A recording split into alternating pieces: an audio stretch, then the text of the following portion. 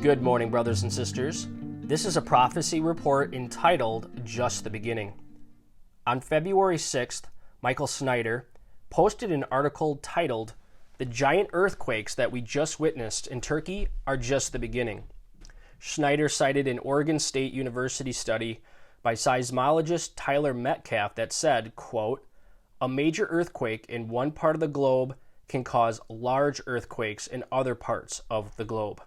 According to Schneider and the OSU study, the earthquakes in Turkey could be just the beginning of more earthquakes. Large earthquakes often trigger other earthquakes. I'm not predicting more earthquakes in the coming days, but the Bible does teach that earthquakes will increase in frequency and intensity at the end of the age, called the beginning of sorrows. And it does teach that the terminal generation will be able to see all the signs beginning to come to pass. Luke 21, verse 28. It is my opinion that the current generation of people is witnessing tribulation events, world government, tracking all buying and selling, famine, earthquakes, pestilence, economic collapse, beginning to shape up. It is just the beginning, but it seems obvious to many that study the subject. On February 7th through the 8th, starting one day after Schneider's article, 3 small earthquakes struck Israel in 24 hours. On February 7th, Arab media reported that several small pieces of tile containing verses from the Quran fell off the Dome of the Rock on the Temple Mount. They blamed Israel for not letting them make repairs to the structure. And on February 12th, 6 days after the first earthquake in Turkey and Syria, the total number of deaths in both nations was approaching 35,000 and expected to exceed 50,000 people. Here is more on the signs of his coming. Concerning immorality, perversion, and reprobate minds at the end of the age, on February 7th, it was reported that Finland has amended the nation's transgender laws to allow citizens that are 18 or over to legally change their gender once a year. Why am I getting the impression that there is no end to this kind of thinking? As I see it, allowing people to legally change their gender every 12 months will make it impossible for everyone to call them by their preferred gender. How can anyone change their gender in one day?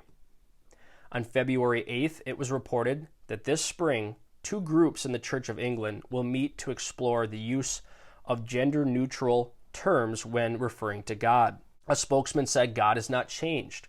God is neither male nor female, but the church has not done a good job of using inclusive language. As far as I'm concerned, the scriptures were written by holy men of God who wrote that God told them what to write. Changing just one word to soothe people's feelings will be just the beginning of changing other things in the Bible. Concerning the Battle of Gog and Magog, on February 3rd, worthynews.com posted an excellent article by retired Israeli colonel. According to the article, a preemptive Israeli strike on Iran's nuclear facilities is no longer a maybe for Israeli Prime Minister Netanyahu. It is a matter of when to do it and how much preparation is needed. Israel must prepare for an Iranian counterattack with missiles and drones from many locations, an attack by Iranian troops near the Golan Heights in Syria, an attack by Hezbollah with thousands of rockets and troops in Lebanon, an attack by Hamas and the Palestinians in Gaza, Judea, and Samaria, attacks on Jewish sites all over the world, on oil and gas wells in the Mediterranean Sea, and on Israeli ships in various parts of the world. Some big questions include Israel's ability to permanently destroy Iran's nuclear facilities, the help of Arab neighbors that fear Iran, and U.S. support. Concerning world government, on February 13th, about 10,000 globalists from 150 nations started meeting at the World Government Summit 2023 under the guise of Shaping Future Governments. There were 220 sessions that included discussions of the challenges of sustainable development, climate change, global financial policies, the international economy, and the future of healthcare. Elon Musk, founder of SpaceX, participated in a discussion on the main issues that concern the world: Klaus Schwab, founder of the WEF, discussed the state of the world, including the future world economy and the future of society. The Director General of the World Health Organization discussed the transition to digital healthcare and WHO's efforts to eliminate epidemics and chronic diseases. Concerning world government, on February 9th, Poland's Prime Minister said, quote, Poland is ready to take co-responsibility for shaping the New World Order.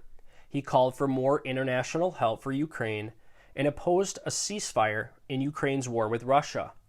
Why would he say this? What does Russia's war with Ukraine have to do with the shape of the New World Order? I believe it is about which regional group Ukraine will be in. The European Union wants Ukraine in its group, but Putin wants Ukraine in Russia's group.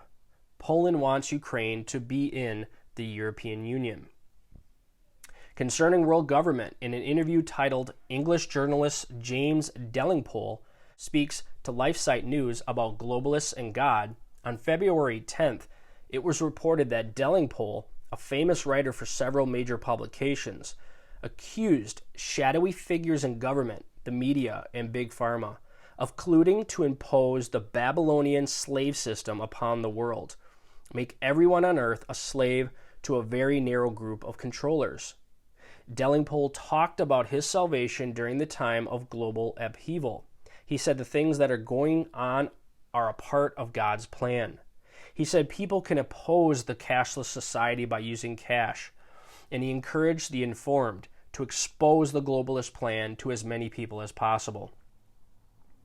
Concerning world government and the tracking of everyone, on February 10th, it was reported that the World Health Organization proposed international pandemic treaty calls for a One Health global surveillance system to monitor and control diseases. The 194 nations that belong to the WHO to be required to recognize the WHO's authority over global health issues, and the WHO to be allowed to impose its requirements upon all member nations. Concerning world government, tracking everyone and reducing the population of the earth, on February 10th, it was reported that a World Health Organization official called for a strengthening WHO global surveillance system, standardized global medical health care, everyone on earth that is 60 years or older with an immunocompromised system to receive booster shots, to require everyone that is at risk to be VI'd, and to put patients that are hospitalized with COVID on ventilators. Concerning wars and rumors of wars, on February 11th, Ukrainian President Zelensky said Ukraine wants to be a member of the EU, not Russia, and he pleaded with the EU to give him more weapons, including fighter jets. The European Union has not done it for the fear that war will spread. The next day, Russia responded by launching a barrage of more than 50 missiles at Ukraine. With Ash Wednesday looming, the beginning of a season of repentance in Catholic and some Protestant churches, Roman Catholic Archbishop Vigano delivered a sermon. This world is sinking into the abyss of evil, slaughter, immorality, some of which is proposed and celebrated by leaders, the media, and even some in the church. People need to prepare for what is coming. Jesus called it the time of tribulation by getting saved. Watch out for false teachers that are promoting the globalist agenda, especially Pope Francis. Those who promote a new world order are like the people on the Titanic who were drunk, dancing, and carefree, while the ship was moving at full speed toward an iceberg that they did not think could sink it. Pope Francis is an enemy of God because he has abandoned the message of salvation and deliverance from the coming tribulation to push the new world order. Even though things are getting scary, even though world leaders, the media, and some in the church have strayed, salvation was purchased for believers by the death of Jesus on the cross. God is in control, and the church will escape the coming tribulation that humankind is bringing upon itself. Finally, are you rapture ready?